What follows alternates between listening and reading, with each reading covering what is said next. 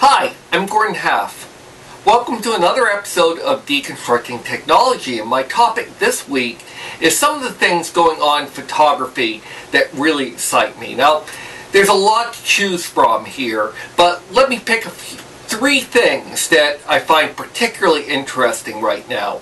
The first of these is embedding location information in photographs. Now, frankly, even just having date and time stamps imprinted in our photographs and what's called the metadata is already a big win. I mean, I have a file drawer full of slides from the old days, and I remember coming back from a trip, particularly when I shot pictures with mobile cameras, and trying to figure out where and when photos was taken was a real pain. Now, so time and date stamps help there a lot, but the even bigger win is as we're going to start to have cameras that embed where photos were taken using GPS information off of satellites. You can do this on an iPhone today.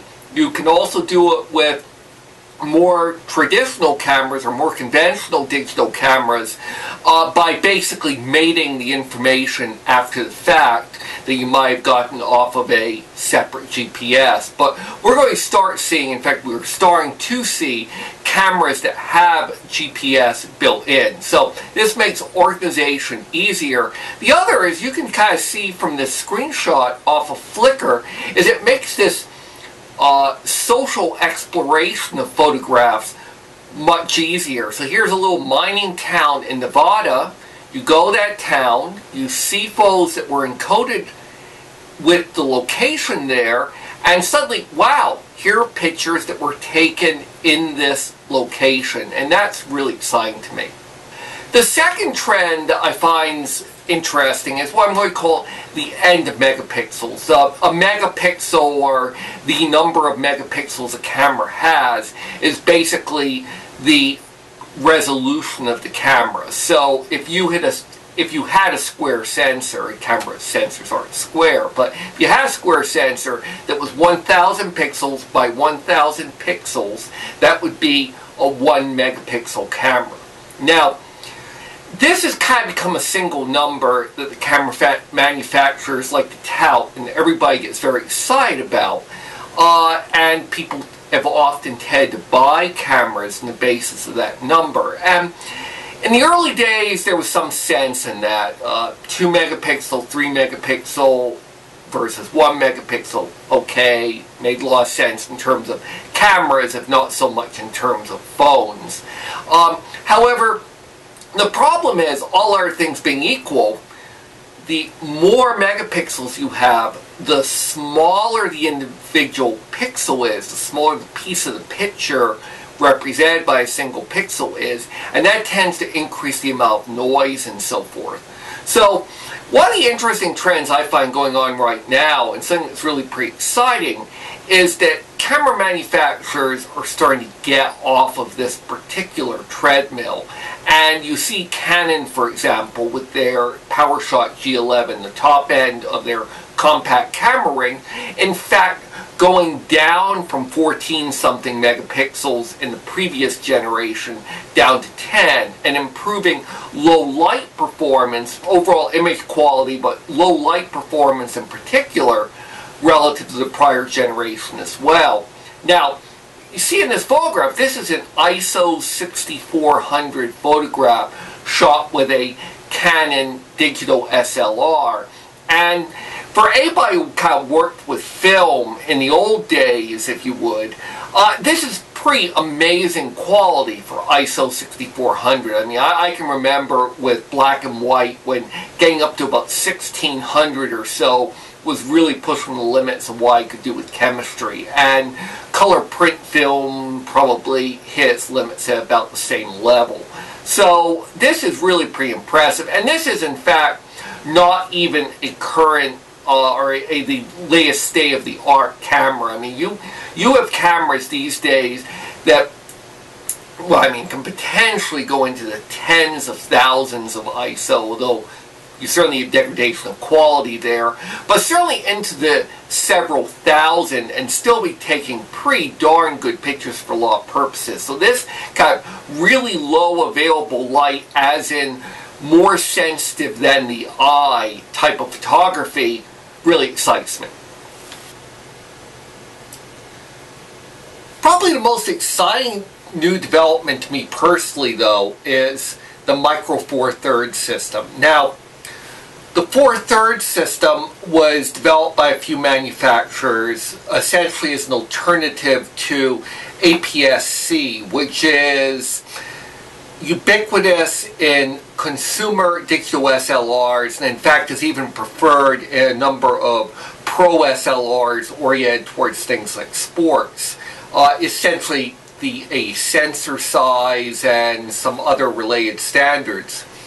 Now, Micro Four Thirds is really interesting though, because it takes the 4/3 sensor size and it eliminates the mirror box. Basically, this is the reflex, if you would, of single lens reflexes, and this potentially allows for a lot smaller cameras. Now, a lot of the initial implementations of Micro Four Thirds didn't look all that much different from traditional SLRs. They were still fairly large, but Olympus with its EP1 and now EP2 took a very retro approach, very much mimicking its old-fashioned rangefinder film cameras using the Micro Four Thirds standard. However, for my money, the most interesting work here going on right now is Panasonic with their Lumix GF1. This isn't retro from a design perspective, but in a lot of ways it looks very much like traditional rangefinders. And this is a very interesting area of camera design for me, because there's a lot of instances where all the compromises associated with compacts, even high-end good ones like the Canon GX series, really don't quite do it for me. On the other hand, I don't want to carry a digital SLR around with me. Now, I don't think we're quite where we need to get yet here. For example, if you look at that big thing on the top of that Panasonic camera, that's an electronic viewfinder. Remember, there's no mirror, and optical viewfinders probably don't work terribly well where you're mostly using zoom lenses and so forth. But on the other hand, you can't just pipe up the light from a mirror. So this is essentially an electronic viewfinder. Now, I find the concept very appealing. This sort of idea of focusing and taking pictures, looking at this LCD on the back of a camera, really doesn't work very well, and I wish we'd get away from this particular approach. However, the problem is that's a big bulky thing and also adds considerably in expense. Samsung at the Consumer Electronics Show recently did introduce a camera, the NX1, that builds in electronic viewfinder. The problem is the Samsung camera is fairly large, and again is sort of this digital SLR replacement. So that's one issue that we have to with design today with Micro Four Thirds. The other is price. If you take the Panasonic camera, you have a pancake, i.e. a small prime single focal length lens, 20mm, which translates to a 35mm effective of 40mm. There's zoom lens that you're going to want for other things, and the electronic viewfinder. You add that all together and you're looking at about $1,500, and that's well above, in fact, the consumer digital SLR range, and in fact is really getting into the prosumer range.